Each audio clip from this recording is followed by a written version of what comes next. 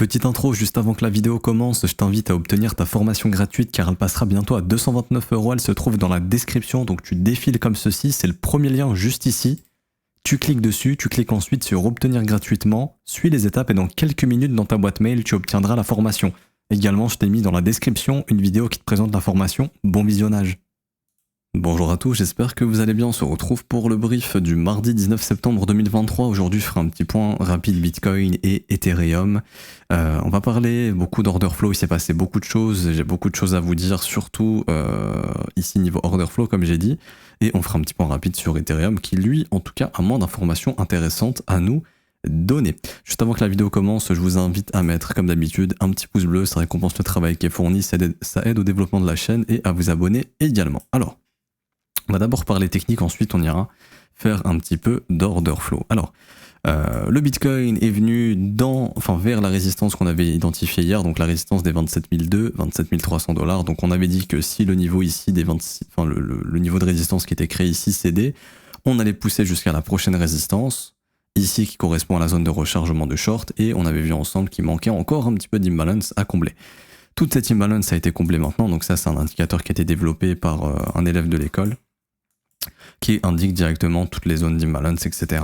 Et si vous voulez, les imbalances sont un petit peu comme des aimants, des aimants qui vont attirer le prix et très généralement on revient combler ces zones. Donc là par exemple, ici vous voyez qu'on a une énorme zone d'imbalance qu'on reviendra probablement combler puisque elle cache aussi beaucoup de stops, beaucoup de creux qui ne sont pas touchés pour le moment. Donc cette zone 25 200, 25 500, on y reviendra probablement.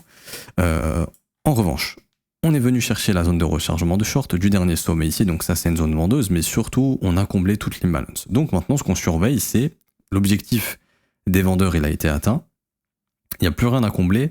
Ce qui est à combler maintenant, c'est au-dessus des 28 200 $. Okay, donc là il y a eu une première réaction baissière assez importante. Maintenant la question c'est, ok, est-ce que maintenant le prix va former un top? Okay. Sur cette réaction baissière, on a créé une nouvelle imbalance ici qui va jusqu'aux 27 100 $. Donc là, quand je diminue l'unité de temps ici, on accumule quelques stops. Donc si le prix vient dans la zone et qui faiblit, comme ça, par exemple, ok, qu'on se retourne, là, on aura des probabilités derrière assez importantes d'avoir un retournement du prix. Et donc si le prix se retourne, pour moi, c'est au minimum pour venir entre 25 200 et 25 500. Ok. Ça voudrait dire que le mouvement aussi est fini. Dans un trend de baissier, on a retracé en zone de rechargement de short, on est venu combler l'imbalance qu'il fallait combler. Le prix instaure ici un M-top qui est un signal de sommet. Ok. Vous voyez quand votre marché il est ascendant comme ça, c'est haussier, mais quand il commence à faire ça, c'est que ça commence à devenir baissier, qu'on peut vraiment spéculer sur un top. Ok. À ce moment-là, du coup, retournement du prix et donc direction dans cette zone. Ok, 25 200, 25 500. Et on vient chasser tous les stop-loss qui se sont accumulés des acheteurs. Maintenant, si jamais le prix ne faiblit pas, vous vous rappelez, on en a déjà parlé, si le prix ne faiblit pas ici, ça on en parlait, pour l'instant le prix ne faiblissait pas, donc ça pouvait aller plus haut, ça pouvait aller chercher les 27 300, ça a été fait. Là, pour l'instant, pour moi, on a comblé tout ce qu'il fallait combler. Maintenant, je veux voir si c'est baissier une structure de top. Si elle se forme, pour moi, il faudrait repasser baissier sur le Bitcoin. Le rebond aura eu lieu et donc on aura pour moi de nouveau des attaques baissières. Ok. En revanche, si le prix ne faiblit pas du tout ici, on va probablement revenir vers la résistance des 28 000, soit pour faire un sommet égal à celui-ci. Ok. Par contre, on voit que maintenant les prochains stops ils sont où? Ils sont au-dessus des 28 100 $. Ok. Et il y a aussi ici beaucoup de zones d'imbalance. Rappelez-vous, ça attire le prix. Donc simplement, si le prix il est haussier, toujours haussier, qui ne se retourne pas là, pour moi il y a de grandes chances de revenir au minimum ici. Et également, pour moi, vraiment, si on recasse les 28 000 et qu'on vient ici, bon, soit après le prix faiblit, on se retourne définitivement. Par contre, si ma mission ne faiblit pas, pour moi c'est direction ici, au minimum 30 500, 31 000 $. Donc le Bitcoin reviendra sur sa grosse résistance weekly. Ça, vous pouvez le voir ici, mais c'est la big résistance weekly qu'on a ici. Vous voyez ? Donc ça sera un Bitcoin qui reviendra tester cette grosse résistance ici. Tout simplement. Donc, soit là le prix se retourne. Donc un trader il fait quoi ici? Pour moi en tout cas. Un trader rationnel et qui sait gérer son risque. Si ici le prix... Bon déjà ici, comme je le disais hier, dans ces zones de prix, c'est hedging. Ça veut dire si vous êtes long ou que vous avez du Bitcoin, etc., ça vaut le coup de se hedger une fois qu'on atteint la zone ici. Protéger la position, tout simplement. Donc soit prendre du bénéfice ou ouvrir un équivalent short, etc. pour couvrir la position. Ça, c'est toujours d'actualité, ça vaut le coup d'être hedge.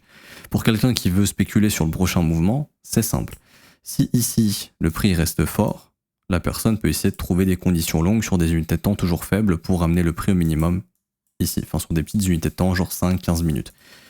Si pour moi, là, le prix, on vient en 15 minutes, on vient chasser les stops, on vient dans l'imbalance, ça faiblit, ça pour moi, c'est potentiellement un setup short avec une invalidation en fonction de la structure qui s'est dessinée ici. Donc, grosso modo, ça pourrait être quelque chose comme ça. Tac, invalidation, si on vient prendre la structure. Et derrière, l'objectif, c'est au moins de ramener le prix là-bas. Ok ? Et techniquement, si c'est toujours baissier, l'objectif c'est d'aller faire un plus bas, donc de spéculer sur le fait que le Bitcoin il ira sous le plus bas qui avait été trouvé à 24 500 $, donc de tenir son short beaucoup plus bas. Ok, mais ça serait une première zone de profit avec l'objectif de mettre un stop à break-even. Donc j'ai hâte de voir la réaction du prix si on vient dans cette zone, voir si ça distribue, enfin si c'est de la faiblesse, ou si le prix reste fort. S'il reste fort, vraiment, ça peut aller au-dessus des 28 000 $. Ok, ni plus ni moins. Donc un shorter va bientôt pouvoir agir pour moi, quelqu'un qui veut shorter ici ce marché. On est venu combler les zones.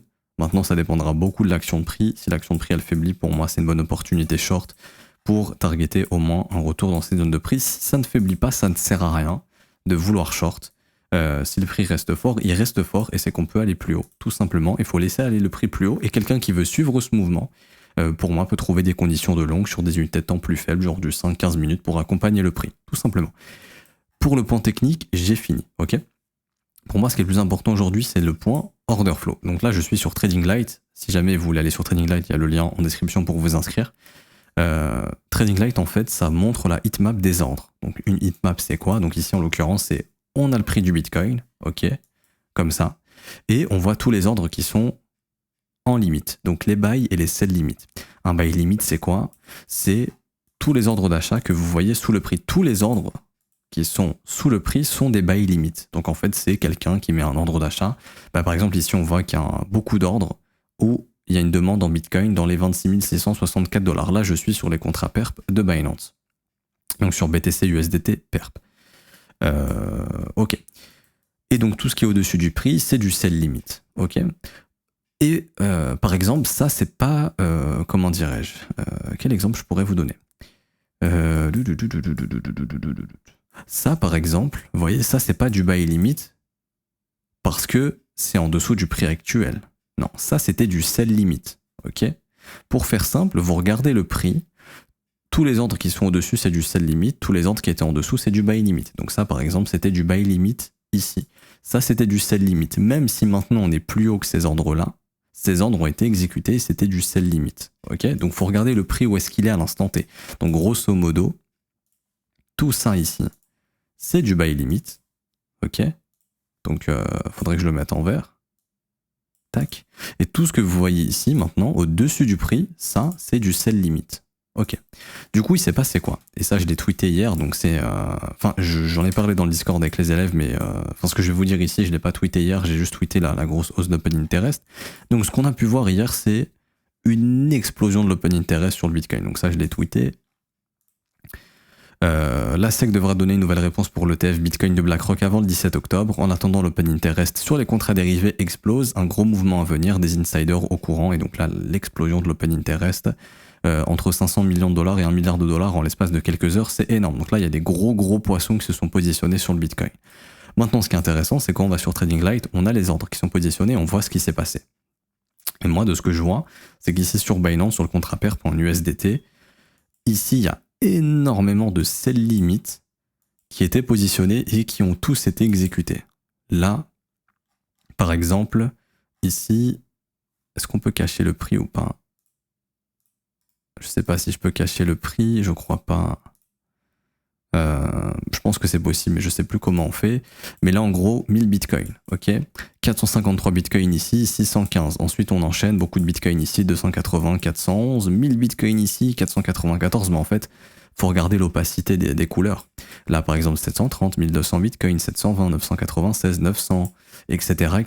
Et donc, quand vous dézoomez, on voit l'opacité. Et donc là, on voit que, ici, à partir d'ici, ça a commencé, énormément de sell limits qui ont été exécutés. Et donc maintenant, on regarde, parce qu'un sell limit, ça peut être deux choses. Ça peut soit être l'ouverture d'un short ou la fermeture d'un long. Si par exemple j'ai long le Bitcoin à, imaginons, 26 200 $, et que je veux prendre mes profits, je peux très bien fermer mon long à 27 000 $, et du coup, ça fera un sell limit à 27 000 $. Mais pour savoir si c'est majoritairement de la fermeture, donc de la prise de profit de long, ou clairement de l'ouverture de short, on regarde ce qui se passe au niveau de l'open interest. Et vous vous rappelez, je vous ai toujours dit que si l'open interest il monte, c'est qu'il y a des acheteurs et des vendeurs qui ouvrent des positions en même temps. Parce que si l'open interest ne bouge pas, et que les acheteurs ouvrent des positions, c'est que les positions qui se ferment, c'est des fermetures de long. Vous vous rappelez, plus un long qui s'ouvre, plus un short qui s'ouvre, ça fait plus 2. Plus 1 égale plus 2. 1 plus 1 égale 2. En revanche, plus un long qui s'ouvre mais qui ferme un autre long, plus 1 moins 1, ça fait 0.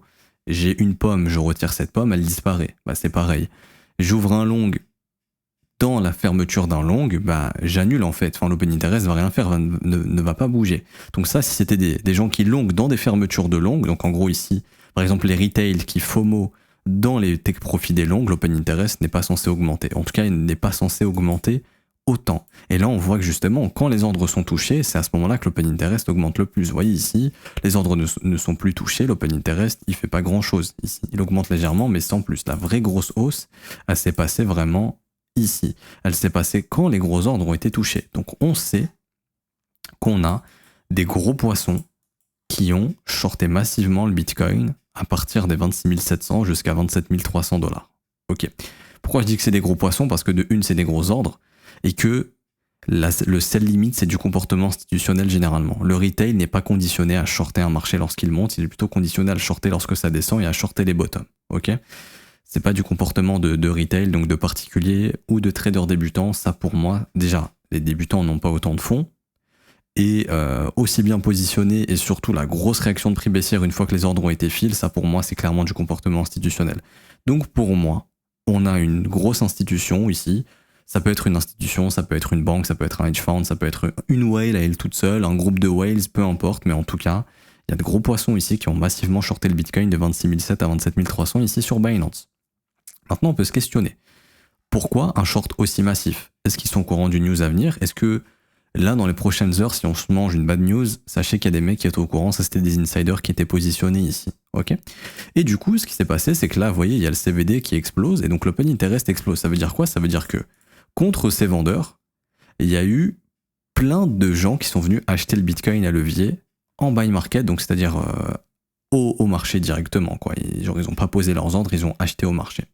Et donc, on sait qu'il y a eu une absorption de ces vendeurs. Là, il y a pas mal de vendeurs qui ont... Donc, ces institutionnels ici, probablement, qui ont shorté le Bitcoin, se sont servis des acheteurs au marché qui ont FOMO dans leurs ordres. Ok. Et on voit directement derrière, bam, la grosse réaction du prix baissière, et on voit l'open interest qui s'effondre. Donc là, il y en a déjà pas mal qui se sont fait liquider ou qui sont sortis de position après avoir FOMO ici. Ce qu'il faut comprendre, du coup, c'est que cette zone, elle est hyper importante, ce que je vous ai mis en rectangle ici, parce qu'en fait, littéralement, ça montre là où les institutions ont filé leurs ordres et là où les acheteurs sont coincés. Parce qu'encore une fois, vu que l'open interest a augmenté, c'est qu'il y a plein de mecs qui ont FOMO long dans ces ordres ici.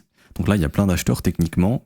Donc là, en fait, on vient de créer plein d'acheteurs ici sur le Bitcoin de 26 700 à 27 300. Et en face, il y a probablement des institutions qui sont venues shorter ici. Ça peut être du net short, donc soit ils sont au courant de quelque chose, ou simplement le marché va se retourner bientôt, et eux ils ont filé leur short ici au top. Soit c'est du hedge, donc ils ont sécurisé leur position, soit il y a une grosse bad news qui arrive, et il y a des insiders au courant, et du coup ils ont préparé leur short ici. Pour ça que je vous dis que la réaction du prix va être hyper importante.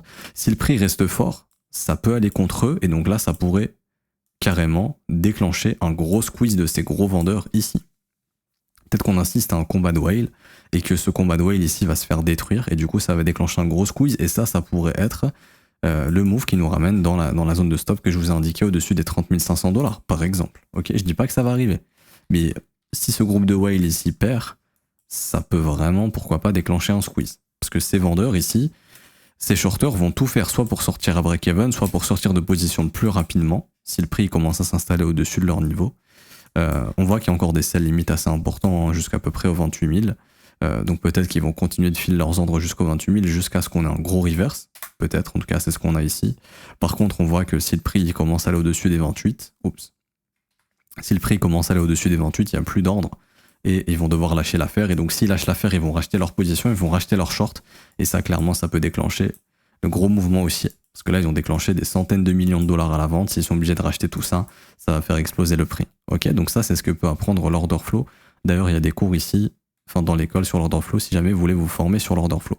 Donc c'est ce que je répète. Déjà, d'un point de vue technique, on est venu combler l'imbalance. Et vous vous souvenez de ce que je vous ai dit, une imbalance qui a été faite sur une bougie baissière, c'est une zone de vente. C'est une zone dans laquelle les vendeurs ont défoncé les acheteurs. Et donc on voit que c'est peut-être pas ces mêmes vendeurs, mais on voit que vous voyez dans la zone, il y a de gros vendeurs ici qui sont venus se positionner. Et le comportement du prix va être hyper important. Si le prix, il vient chasser les stops ici, et qu'on revient dans l'imbalance ici, et que ça faiblit, c'est que le prix va se reverse, que les gars qui ont filé leur short ici, simplement ont une main sur le marché, ou vous avez des traders professionnels, des institutions, qu'elles sont en train de se positionner short ici, et que tout simplement, elles sont en train de spéculer sur un retournement du Bitcoin. Ici, le prix leur donne raison, c'est-à-dire que le prix vraiment se retourne comme ça. À ce moment-là, pour moi, ça sera un retour dans ces niveaux de prix. Ok. Par contre, si le prix s'installe au-dessus des ordres des institutions ici et qu'on casse même les 28 000 $, franchement, ça pue. Enfin, ils vont devoir sortir. Hein. Soit ils vont tenir leur position jusqu'à ce que le marché revienne là. Donc genre imaginons, et là ils vont tout faire pour fermer leur position, soit tout simplement le prix il fait ça, ils vont sortir et bam, ça va accélérer parce que quand ils vont sortir, rappelez-vous, des gars qui shortent et qui ferment leur position, ça rachète, donc ça va faire des centaines de millions de dollars en rachat, et donc ça peut clairement faire monter les prix, ok. Donc voilà, grosse vigilance, on est vraiment sur une zone de prix hyper importante, il y a eu quelque chose de très suspect sur le Bitcoin, franchement c'est très très très suspect. Si le prix faiblit, ça va se retourner sévère. Si ça faiblit pas, ça peut vraiment déclencher un gros short squeeze. Donc encore une fois, le trader, son but ici, c'est d'être dans le bon sens du trade et déjà au moins d'être hedgé, parce que clairement quand tu vois ça, ça fait peur. T'as envie d'être hedgé si le marché se retourne au minimum. Et quelqu'un qui veut shorter, si le prix faiblit dans cette zone de prix, je dirais entre 26 900 et 27 200, ça donne de bons setup short pour avoir un gros retournement du marché derrière. Si ça faiblit pas, on laisse le marché monter et ça pourrait même déclencher un gros squeeze. Concernant Ethereum, rapidement, Ether, il n'a pas encore atteint son haut de range, donc il n'a pas encore forcément atteint les objectifs. Il reste encore des stops au-dessus des 1680, il reste aussi un petit peu d'imbalance à venir combler, qu'on n'est pas venu combler sur Ether entre 1703 et 1680. Si jamais on vient combler, ça voudrait dire que Bitcoin se dirige vers les 28 000 $. Maintenant, si on vient pas combler tout ça et que Bitcoin se retourne, Ether se retournera. Donc pour moi, en fait, Ether n'est pas hyper intéressant ici parce que Ether suit le Bitcoin. Certes, Ether, il manque encore un petit peu d'imbalance à combler si on veut pas toucher ce sommet ici, hein. Entre 1680 et 1700, donc ce serait une zone à chercher, 1706 $, 1702 $ à peu près. Mais si Bitcoin se retourne, Ethereum se retournera également ici, hein, tout simplement, et retournera dans cette zone de prix entre 1550 et 1573. Donc pour moi, Ether n'est pas forcément hyper intéressant, je voulais vraiment me focus sur Bitcoin, c'est lui le plus important.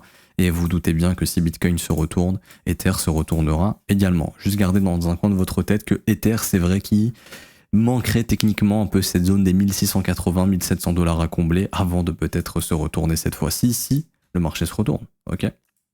Mais pour moi, vraiment, focus sur Bitcoin et on en saura beaucoup plus dans les prochaines heures. Et si jamais il y a une bad news qui arrive, sachez qu'il y avait des grosses institutions, des gros insiders au courant qui ont bien filé leur short avant le retournement du prix. En tout cas, il s'est passé quelque chose de très suspect et c'est ce dont je voulais vous parler aujourd'hui, des whales qui ont shorté en centaines de millions de dollars le Bitcoin. Ici sur Binance. Donc je m'arrête ici pour aujourd'hui, j'espère que ça vous aura plu. Si c'est le cas, je le rappelle, n'hésitez pas à mettre un petit pouce bleu, à vous abonner si ce n'est pas déjà fait. Également, vous rappelez, il y a la formation gratuite en description et en commentaire épinglé de cette vidéo. Profitez-en, ça a une valeur de 229 €, profitez-en. Également, si vous souhaitez rejoindre l'école, ça se passe sur notre site web. Si vous voulez apprendre tout sur l'order flow, l'analyse technique, les indicateurs, le RSI, le MACD, et des tonnes d'autres indicateurs. Également, il y a un nouveau cours qui arrive, donc vous pourrez aussi avoir ces cours-là dans votre accès e-learning. 19 heures de formation qui est déjà tournée, qui est dispo dès que vous rejoignez l'école. Des cours écrits en support des cours vidéo, des exercices, des examens, des quiz pour valider vos compétences, et également les briefs quotidiens tous les jours que je fais avec les élèves qui durent entre 1 heure et 1 heure et demie, qui sont disponibles à la rediffusion, qui sont séquencés également. Tout est dispo au sein de l'école, ça commence à 49 € par mois. Sans engagement, vous pouvez arrêter l'abonnement quand vous le souhaitez. Vous avez des réductions sur les offres 3 mois, 6 mois et 12 mois. Actuellement, 36% de réduction sur l'offre 12 mois. N'hésitez pas à en profiter. Je m'arrête ici pour aujourd'hui. Si vous avez des questions, n'hésitez pas en commentaire, j'y répondrai ou sur le Discord. Bonne journée à tous, on se retrouve donc demain ou jeudi, ça, on verra bien s'il y a de la volatilité. Si le prix se retourne, je vous ferai une update. Si ça consolide, je pense que je vous ferai une update jeudi. En tout cas, à demain ou à jeudi. Bonne journée, ciao ciao.